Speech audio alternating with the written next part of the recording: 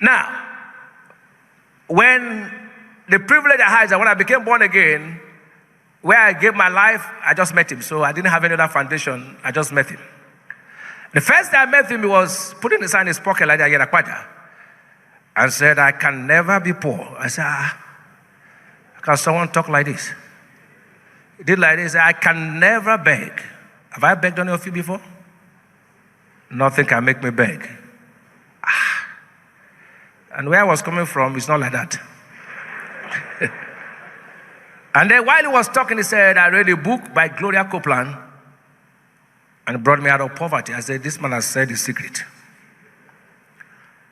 When we were in Bible school, he taught us prosperity, and then somebody took over the lesson. If somebody like him teach you prosperity, should you fail again?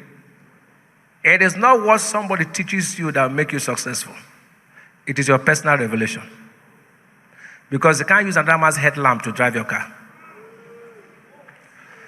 So when I heard him said, I read Copeland's book.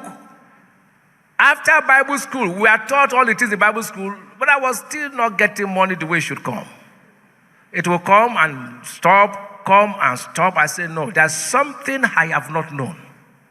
I wanted a ceaseless flow. So I picked the same book with his book, Breaking Financial Hardship. And for 7 days, I fasted. I didn't fast against poverty. I was fasting for light. I said, Lord, show me the secret of kingdom wealth.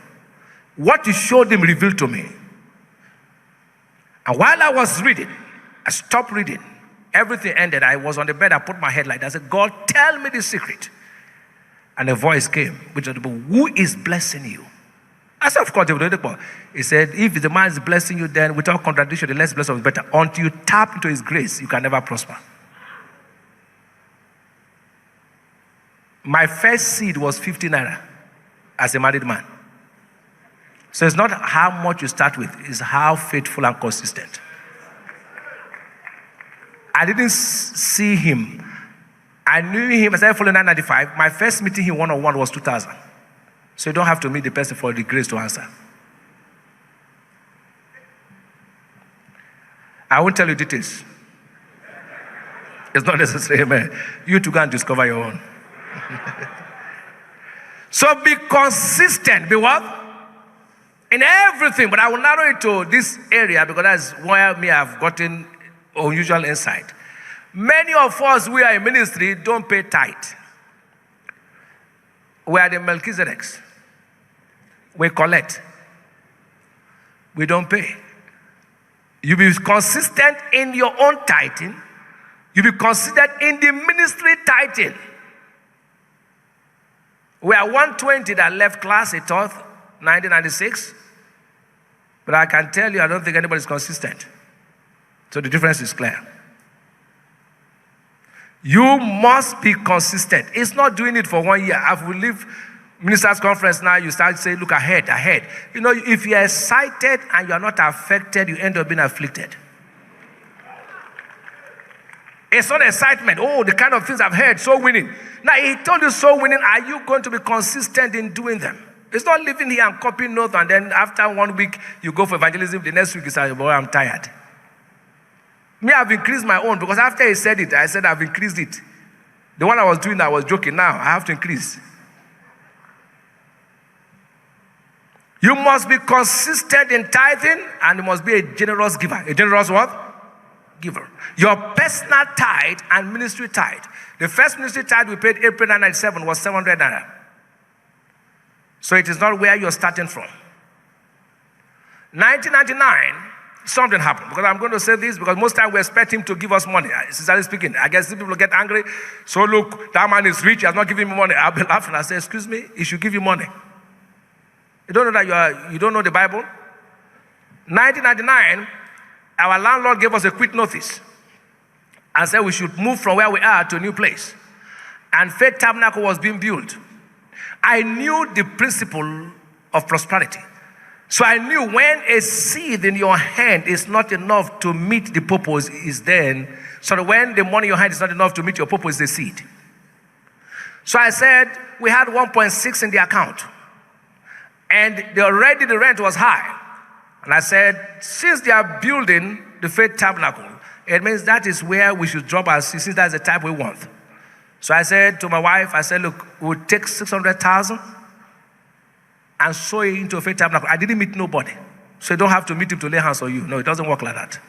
It's your heart. The moment I dropped the seed and came back to Port Harcourt, dropped the seed on Tuesday, somebody walked to us and said, there's a property in the next street. Can we have it? Now, if we never drop that seed, heavens would have opened. So every time you're at the crossroad, tap into the higher vessel.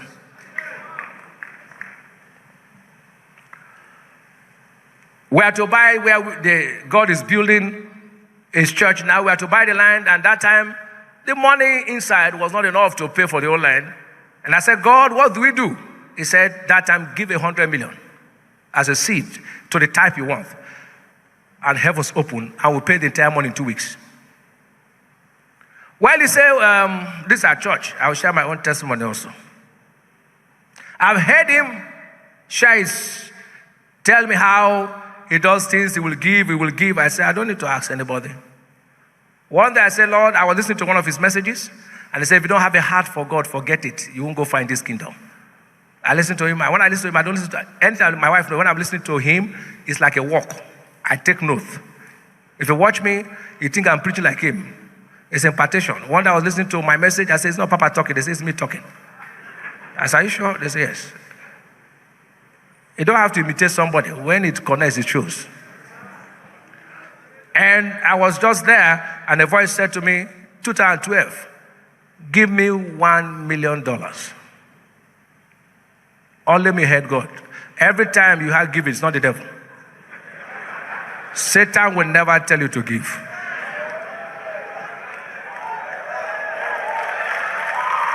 Once you hear giving, it's God. Because money is the only thing that competes with God. It's not the devil. We have many prayer warriors. It's only the giving part we have not been able to war. And then I had no personal house. And I smiled. I said, God, I'll give. I didn't discuss with my wife. No offering in church. No money was raised in church. I went to Sunday and I gave $1 million. Present rate is 365 million naira in one service. Didn't tell nobody. So when the accountant saw it, he said, sir, I saw the heavy offering you brought. I shared a testimony a year after. My wife heard it a year after. Then I had no house. I don't say I don't have a house now. So then I had no house. $1 million can buy me any house anywhere in the world. Last year, I looked at my record of giving. I gave personal money 421 million naira for scholarship.